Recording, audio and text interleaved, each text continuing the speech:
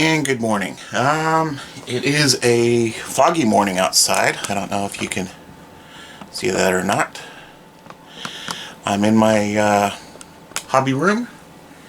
Gonna go ahead and catch you up to date on my R2-D2 build. I know it's been a little bit of time. Part of it is because of what's been going on with the college and everyone doing distant learning and teaching. So I actually had to build myself a new computer system, which I refer to as my Halloween build because it was built during Halloween. And using I've had the 32-inch TV for a while, so. Anyways, the last time you took a look at things, R2 had been primed. So as of yesterday, the first coat of white is on. I will be putting on a second coat because that went down really lightly, and I put down like 4 or 5 coats to get to this point, and I'm basically out of classic white from Model Master. Matter of fact, when I was doing it, didn't even get to the bottom of his legs, so got the top part of both of them though. But that being said, I'll be going by the local hobby store wearing my mask. But, as some of you may recall, I talked about doing a green R2 unit. I had seen an R2 that I saw one time at one of the shows, and it had a dark green, almost a British racing green tint to it. So, one of the things that I decided to do was, as you can see here, these areas here on R2, they're just cut in a little bit, and they're designed to have a decal put down. Well, everyone's seen the movies. They know that there is actually a piece that goes across there. It's not sunk in. So what did I do? Well, I took the decal, or decal, however you want to pronounce it. And granted, the decals for this particular model kit are not in the best of condition. I mean, you can see how browned off they are. So I went ahead and took one of these and put it on a sheet of styrene. I then went ahead and cut out the sheet of styrene. And I then went ahead, and I realize you can't probably see it here, but you might be able to see it a little bit there. I went ahead and made a mold. I think you can see where this is going. I then went ahead, and because I had blue and green, I did go ahead and I made 2 blues.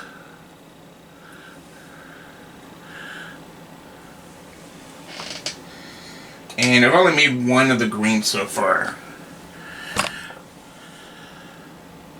And yeah, I know that they've got a lot of flashing. I didn't really go ahead and do a sandwich type mold. I just went ahead and poured out the liquid, and I ended up getting dragon skin.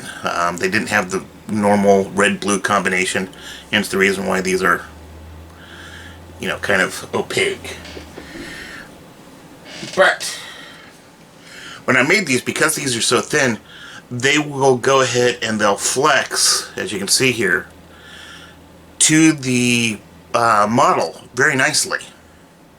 So what I'm ultimately going to do, like I'm going to be doing with the model, and you may have seen me do it with the silver pieces, I'll go ahead and take the one side, I'll spray it with the metallic silver.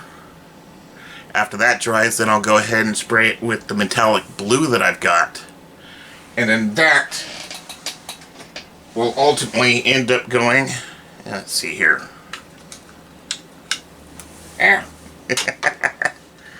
That'll ultimately end up going over the top like that. Now I realize that that's pulled away a little bit because it's not actually glued down, but you get the idea. So it sticks up a little bit above the surface level, kind of like they actually do on the models, or on the actual R2. So it'll give it at least a little bit more life, if you will. And then I'll do that the same thing for the green one. I'll do the metallic silver, do metallic green, and these are car-based metallics, of course. And even when I do the what is it, the R3, the red R2 from A New Hope, or it's not an R2, or is it? No, it's an R2, but was it R2 D4, D5? When I say the red R2, I think you know what I mean. And I'll do that with him as well. So things are going along a little bit slow, but they're going along. So that being said, I've also gone ahead and I cast the rest of the pieces as well, that are the translucent colors on the blue, including these pieces that go in the belly area, if you will, on the back. And as well, the R2, the blue R2 came with a couple lenses. I've went ahead and cast a couple of green lenses. So everything is moving along slowly but surely. So I wanted to give you a quick little update. Hopefully I'll have things completed here for this R2 sometime in January, and then I'll be working on the green R2. I'm kind of working on the green R2 kind of simultaneously. One of the things I have done is the black-red spot here on the R2, where he's got the color changing lens. I've gone ahead and primed that area here. I'm going to go ahead and paint it black to match, and then I'm going to go ahead and drill out and put in a color changing LED. Let me see if I can go ahead and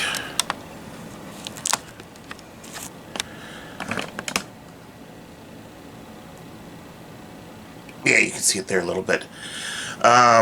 So R2 will go ahead and change his colors on it. There we go. So give it a little bit more realism. I'm debating on whether or not to go ahead, and since there's the spot right next to it over here where they've got the blue blinkies, I guess you could say, I'm debating on whether or not to go ahead and pick up a blue light, or two blue lights that will slow blink like that.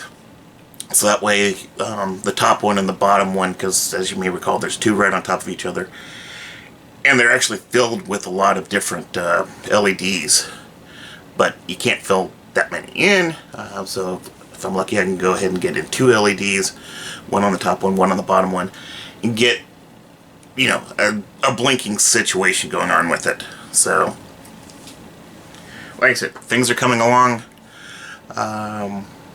Hopefully everyone's having a good new year. As I like to say, this is 2020 plus, what is it, 14. I'm not calling it 2021. It's still the same year as far as I'm concerned. Anyways, Happy New Year, everyone. Happy January. Hope everyone is enjoying their model building. And I will see you all soon. Take care, everyone. Bye-bye.